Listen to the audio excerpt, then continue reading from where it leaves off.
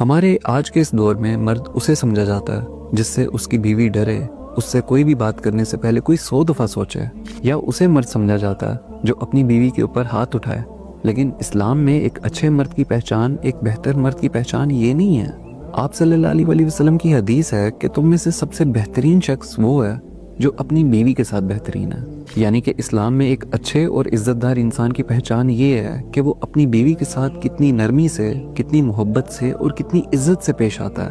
ایک دفعہ آپ صلی اللہ علیہ وسلم کی محفل میں ایک صحابی آئے اور انہوں نے پوچھا کہ یا رسول اللہ، کچھ دنوں کے بعد میری شادی ہے، آپ مجھے یہ بتائیں کہ میں اپنے نکاح کے بعد اپنی بیوی کو کیسے رکھوں، میں اس کے ساتھ کیسا رویہ اختیار کروں؟ تو آپ صلی اللہ علیہ وسلم نے کہا کہ تم جو اپنے لیے پسند کرتے ہو نا، تم اپنی بیوی کے لیے بھی وہی پسند کرنا۔ جو تم خود کھاؤ گے اپنی بیوی کو بھی وہی کھلانا۔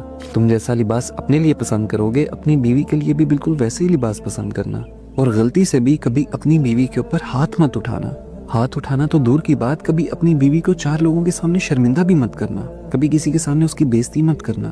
اور ساتھ ہی ساتھ یہ بھی کہا کہ یہ ممکن ہے کہ تم دونوں کے درمیان میں جھگڑے ہوں، لیکن ان جھگڑوں کو آپس میں ہی حل کرنا۔ کبھی بھی کسی تیسرے انسان کو ایک دوسرے کے رشتے میں مت آنے دینا، آپس کے مسئلوں کو آپس میں ہی حل کرنا۔ تو اسلام کے مطابق ایک اچھا مرد وہ ہے جو اپنی بیوی کے ساتھ اچھا ہے۔